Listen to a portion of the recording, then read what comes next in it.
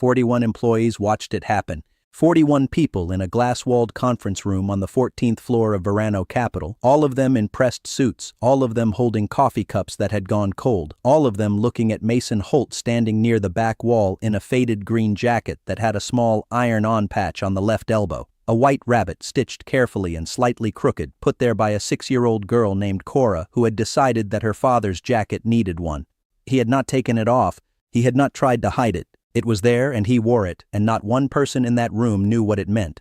The CEO's name was Sloan Mercer, 29 months into her role, 31 years old, sharp and polished in a way that the board required of her. She stood at the front of the room with a tablet in her hand and an expression that said she had already made her decision before she walked through the door. The reason Mason Holt was being let go, she announced to the room, not to him, to the room, was a $3 discrepancy in a supply order. $3. An error in a materials log from 6 weeks prior. He had signed off on it. The vendor had overcharged by $3, and Mason had either missed it or ignored it, and in either case it was a pattern of careless oversight that Verano Capital could not afford. 41 people did not look at her. They looked at him. They waited. He did not argue. He did not explain. He took his keycard from his pocket and set it on the nearest table. He picked up the small canvas lunch bag he had brought in that morning. And before he walked out, he looked down once, not at Sloan Mercer, not at the room, at the patch on his jacket sleeve. The little white rabbit. He pressed it once with his thumb. Then he left. "Stay with this one. It earns it."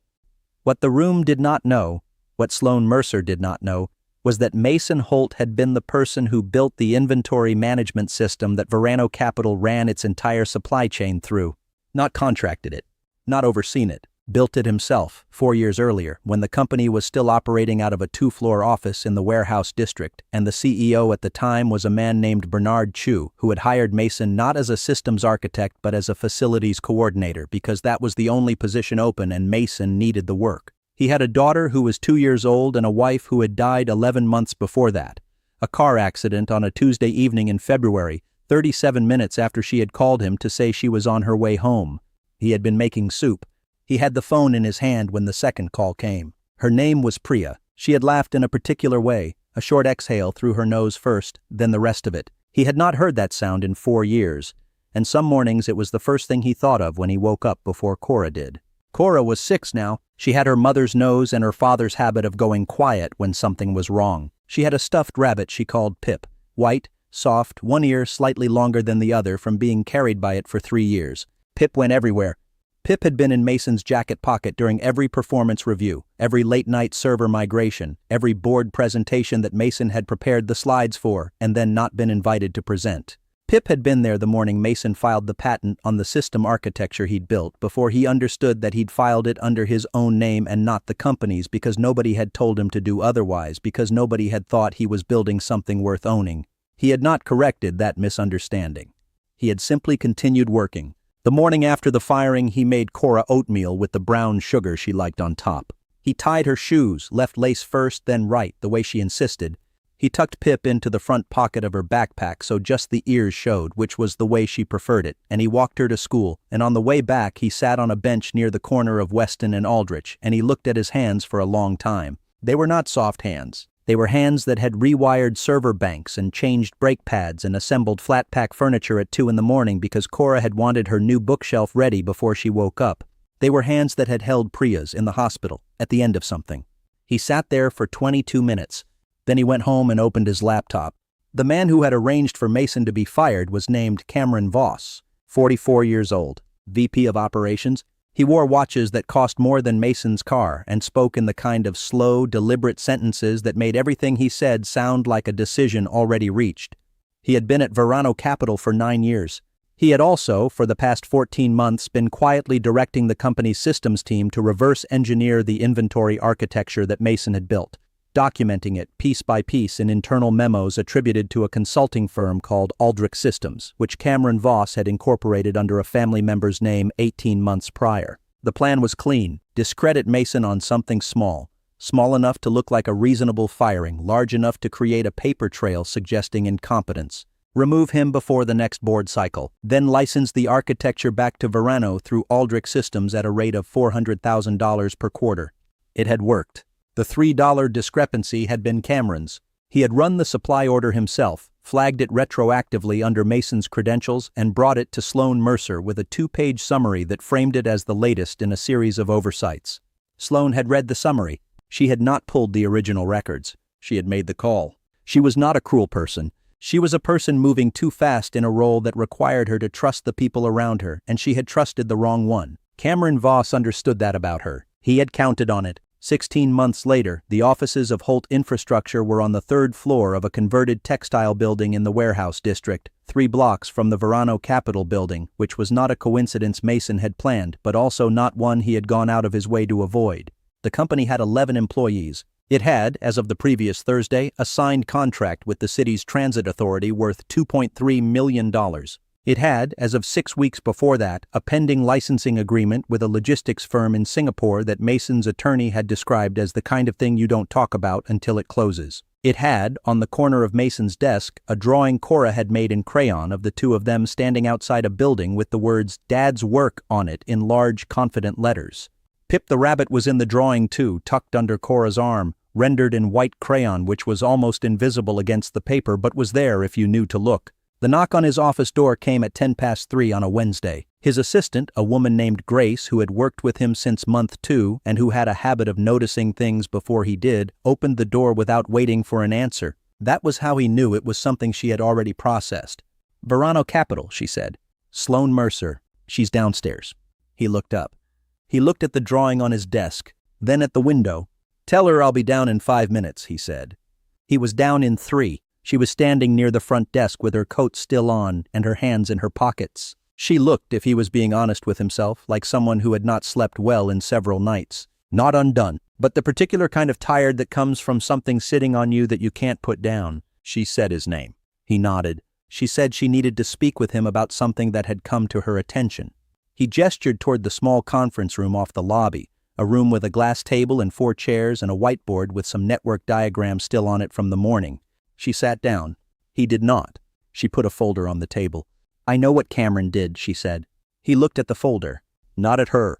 "When did you find out?" he said. 3 weeks ago. My CFO flagged an inconsistency in the Aldrich licensing invoices. She pulled the original systems documentation." She paused. "It had your name in the metadata. Every file. Every version. All the way back to the beginning." He had known this moment would come. He had not known what it would feel like. It felt like nothing specific. It felt like putting down something he had been carrying so long he'd forgotten the weight of it. "Cameron is no longer with the company," she said. "The board is aware. There are legal proceedings?" "I know," Mason said. "My attorney told me last week." She looked up. She had not known he knew. "The system," she said. "Your architecture. We have been licensing it through Aldrich at $400,000 per quarter. That money—" She stopped. "Our legal team has a proposal. Retroactive compensation. A formal settlement." He picked up the folder. He did not open it. "Is that why you came in person?" he said. She was quiet for a moment. Not the quiet of someone thinking of what to say next. The quiet of someone who had already decided and was making themselves say it. "No," she said. "I came because I fired you in front of 41 people for a $3 mistake that wasn't yours. And I did it because a man I trusted handed me a summary and I didn't pull the original records." She looked at her hands on the table. "I was wrong because I moved fast and I didn't look hard enough and I let someone else do my thinking for me. And you lost 16 months. He set the folder back on the table. "I didn't lose them," he said. She looked up. He opened the folder then. Inside was not what she had brought. He had placed it under hers while she was talking, a single document, 12 pages, paper-clipped. His attorney had prepared it. It was a formal acquisition offer. Holt Infrastructure, in partnership with 2 institutional co-investors, was prepared to acquire Verano Capitol at a valuation her board had not yet seen coming. She did not speak for a long time. "This is—" She stopped. "You can take it to your board," he said. "The terms are clean. Your employees keep their positions. The licensing dispute resolves under the acquisition structure." He paused. "I'm not doing this to take something. I'm doing it because Verano's transit infrastructure contracts are the right foundation for what we're building and because this is the right deal for both companies." She looked at the document. 12 pages. She did not flip through it. She just looked at the first page where his name was and where the date was and where the figure was, a number that made very clear that the man she had walked out of her conference room for a $3 error had not spent the past 16 months being defeated by it. "Why didn't you—" She stopped again. "Fight it at the time?" He shook his head slightly. "I had a 6-year-old at home. I had a patent I needed to file correctly. I had work to do. The board meeting was 4 days later. Mason sat at the far end of the table, not at the head. That was not his move. He let his attorney speak. He let the numbers speak. When the board's financial advisor raised a question about the metadata documentation, the proof of original authorship, Mason opened his laptop and pulled up the original build logs. Time-stamped. Version controlled. His login credentials on every commit going back 4 years. The room went quiet. Not the quiet of a room where nothing was happening. The quiet of a room where everyone had stopped pretending they didn't understand what they were looking at. One of the board members, Eleanor Marsh, 71 years old, who had been on the Verano board since the founding, took her glasses off and looked at him directly. "You built this," she said. Not a question. "Yes," he said, while working as a facilities coordinator. "For the first 8 months," he said. "Then as systems lead." Unofficially, she put her glasses back on. She looked at Sloan Mercer at the head of the table. Then she looked back at Mason. "The board accepts the proposal," she said. "In principle." 2 other board members said yes before the vote was formally called. The third abstained. Cameron Voss's seat had been empty for 3 weeks.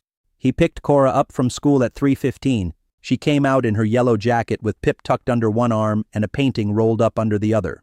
She had made it in art class. She showed it to him before she even said hello. A painting of a building, blue and green, with tiny windows and a big door and 2 figures standing outside. "That's us," she said. "At your work." "I see that," he said. "Pip is there too." She pointed to a small white smudge near the door. "He's in my pocket. You can't see him because pockets are invisible." He looked at the painting. He looked at her. Then he crouched down to her level on the sidewalk outside the school, his knees on the concrete, and he looked at her face, which had Priya's nose and Priya's particular expression of absolute certainty, the one that said she had considered the matter fully and reached her conclusion. "We're going to be okay," he said. Not to explain anything, just to say it. She looked at him like he had said something slightly beside the point. "I know, Dad," she said. "We're always okay." He stood up. He took her hand. Pip's one long ear stuck out from under her arm. They walked home. He hadn't told her yet about the board meeting or the acquisition or the document with his name on the first page. He'd tell her tonight maybe, or maybe he'd make soup first. The kind Priya used to make, the one with the lentils and the cumin, which he had gotten almost right by now. Not right, but close. Something close enough to feel true. Cora skipped once on a crack in the sidewalk. Pip bounced against her side. He did not look back at the school. He did not look back at the Verano building 3 blocks over. He kept walking. The afternoon was cold and clean and ordinary. He had work tomorrow. She had school. There was nothing else to do right now except walk, and so that is what they did.